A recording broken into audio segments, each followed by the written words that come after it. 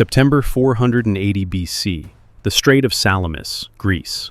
Xerxes sits on a golden throne on the hillside above the water, watching his empire move into position below. 1,207 Persian warships, oars churning in perfect rhythm, bronze rams gleaming, war drums echoing off the cliffs. Athens is already ash. The Greek world has maybe hours left. Themistocles has 370 triremes and nowhere to run. On the Persian flagship, Admiral Arrhidaeus stands at the bow and watches the strait narrow ahead.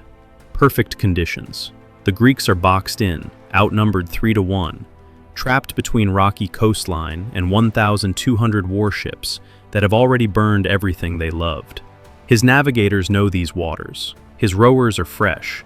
By midday, this is over. He never hears what kills him. No oars, no wake, no sound at all, just a shadow, 377 feet long, sliding through the strait at 25 knots, 60 feet below the surface. The first Persian trireme doesn't sink, it disintegrates. A Mark 48 torpedo traveling at 55 miles per hour detonates under the keel with 650 pounds of explosive. The ship folds in half. 200 men are just gone. No warning, no enemy in sight, just a column of white water where a warship used to be. Then another, then 3 more. Xerxes stands up from his throne. On the Greek side, Themistocles watches from his trireme as Persian ships start exploding across the strait. No Greek has fired a single arrow. No ram has touched a single hull. The Persians are dying, and nobody knows why. His sailors grab each other's arms and point at the water. Some drop to their knees. Poseidon has come. The god of the sea has come to save Greece. They're wrong. But they don't know that yet. A Virginia-class nuclear attack submarine, built 2,500 years after this battle was supposed to happen, has just arrived at Salamis. It carries 38 weapons. It can run for 33 years without refueling. It can sit motionless on the bottom of the strait, and nobody on either fleet would ever know it's there. And it hasn't chosen a side yet. So what actually happens when the most lethal underwater weapon ever built drops into the greatest naval battle of the ancient world? Does Xerxes lose his empire in a single morning? And what happens when the submarine runs out of Persian targets and starts looking at the other side of the strait? That's exactly what we're breaking down today. If this is your first time here, we do exactly this. Real military history, real hardware, one insane what-if that changes everything. Subscribe so you don't miss the next one. Hit like if you want more ancient world versus modern military.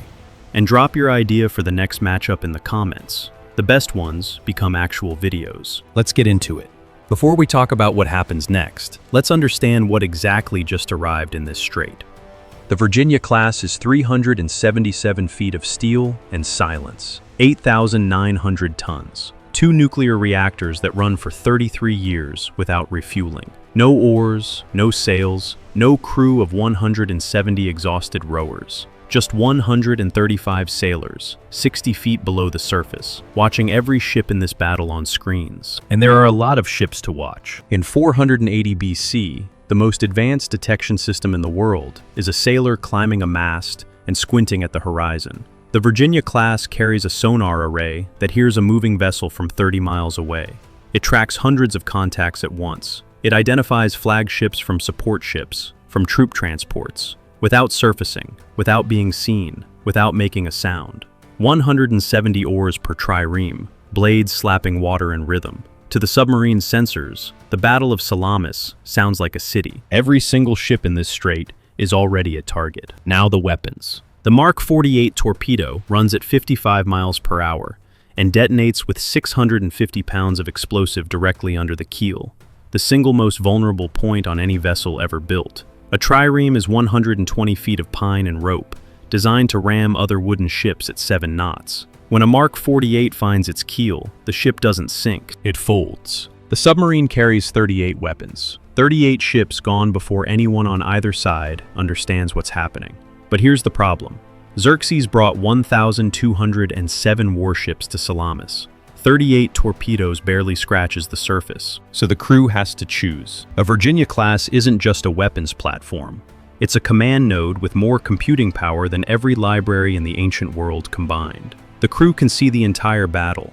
They can identify the Persian flagship, the supply lines. The troop transports packed with soldiers meant to land on the Greek coast after the fleet breaks through. Cut the right ships in the right order, and 1,200 vessels become 1,200 separate panicking problems, with no one left to give orders. Ariabignes is already dead. His flagship was the first to go. But Xerxes has other admirals, other flagships. The Persian command structure is still breathing, just barely. And on the Greek side, Themistocles watches from his trireme as Persian ships explode without explanation across the strait. No Greek arrow, no Greek ram, just fire and white water and screaming men. He doesn't know why it's happening. He knows it won't last forever, and that's when he makes his move. 6 a.m. The Persian fleet fills the strait from shore to shore. Xerxes watches from his throne as his admirals push the formation forward. The plan is simple. Drive the Greek line back into the bay, pin them against the coast, and ram them into splinters. 1,200 warships against 370. This should take an hour. Then the second explosion rips through the formation. A Persian flagship tears apart amidships, fire spreading across the water where the hull used to be. Oarsmen jump, commanders scream. Ships behind it turn and collide with the ships beside them. The formation that took weeks to drill starts folding into itself like a fist closing around nothing. The submarine fires again, not at random. The crew has already mapped the entire Persian command structure from sonar. Supply ships sit at the rear. The vessels carrying food, water, replacement oars, everything the fleet needs to keep fighting past the first hour. 2 torpedoes into the supply line before a single Persian admiral understands what's happening. First the flagship, then the supply ships, then the flanks. On the Greek side, Themistocles makes his decision in 30 seconds. He doesn't know what's killing the Persians. He doesn't need to. He sees gaps opening in the enemy line where ships used to be. He sees panic spreading faster than fire. He sees 1,200 warships trying to turn in a strait that's barely 2 miles wide. He gives the order. 370 Greek triremes surge forward, oars hammering the water at maximum stroke, bronze rams aimed at every gap the explosions have torn open. The Greek crews have trained for exactly this: a collapsing formation, a broken line, the moment a disciplined fleet becomes a mob. They hit the Persian center like a hammer. A trireme at full speed weighs 40 tons and rams at 7 knots. When bronze meets pine broadside, it doesn't just puncture the hull, it tears the oar banks off, locks both vessels together, and Greek marines pour across. The Persians have nowhere to go, ships behind them still pushing forward, ships beside them burning. The strait has become a trap, and the exits are gone. Xerxes watches from the hill. His scribes sit beside him, ready to record the greatest Persian naval victory in history. Instead, they watch in silence as the center of his fleet begins to die. Then, his flanking column moves. 40 Persian triremes break away from the main formation, looping north toward the Greek flank, the classic encirclement that has won Persia battles across 3 continents. If it lands, the Greeks get crushed from 2 sides. The whole miracle collapses. The submarine fires twice. The 2 lead ships disintegrate within seconds of each other. 40 triremes, nowhere to turn. The cliff on one side, the burning fleet on the other. The encirclement never happens. By 8 a.m., the Persian formation has ceased to exist. Individual ships running south toward open water, pursued by Greek triremes that smell blood. Hundreds of Persian vessels sinking, burning, abandoned. The water between the cliffs choked with wreckage and men who can't swim. Themistocles stands at the bow of his trireme and watches his miracle hold. He thinks the gods are with Greece today. He has no idea the gods have nothing to do with it. And then the submarine turns. The Persian fleet is gone. Not retreating, not regrouping. Gone. 600 ships sunk or burning. Another 400 scattered across the Aegean, with no commanders, no supply lines, no orders. Xerxes still sits on his throne above the strait. His scribes have stopped writing. There's nothing to record except disaster. The submarine has used 22 torpedoes, 16 left. On the water below, the Greeks are winning the greatest naval victory in their history. Themistocles' sailors are already calling it the Trident of Poseidon. Priests on the shore are preparing sacrifices. Runners sprint toward Athens with news of the miracle. For 1 hour, every Greek in the Aegean world believes the gods have chosen sides. They're about to find out. The gods don't choose sides. The Virginia class has been running silent along the Greek coastline, tracking surviving Persian vessels south. The crew has eliminated the Persian command structure, the supply chain, the flanking force. By any military logic, the mission is complete. But the sonar screen still shows 370 contacts, 370 wooden vessels packed with soldiers and sailors, moving through the same strait the submarine is patrolling. They are not allies. They are contacts. 6:55 a.m. The first Greek trireme on the southern edge of the formation simply disappears. No explosion on the surface, no warning. Just a shudder through the water and silence where a ship used to be. Then another goes down. 7 a.m. Themistocles feels the change before he understands it. The celebrating stops. The shouting stops. His sailors pull their oars out of the water like the sea itself has become dangerous. Because it has. He screams the order to turn north. 368 triremes try to reverse course simultaneously in a strait 2 miles wide. Ships cut across each other's paths. Oars tangle and snap. Hulls scrape and crack. The disciplined fleet that broke the Persian center 40 minutes ago dissolves into the same chaos it just finished exploiting. The submarine fires again. 3 ships, then 4. Then the Greek rear guard trying to run for open water. 7:15 a.m. Themistocles drives his flagship directly toward the place where the last explosion surfaced. Oars at maximum stroke. Bronze ram aimed at the water itself. He has no idea what he's charging. He has no idea where it is. But if there's something down there, if it can be rammed, the submarine isn't there. It moved 30 seconds ago, 200 yards north, silent, tracking the fleeing formation on sonar.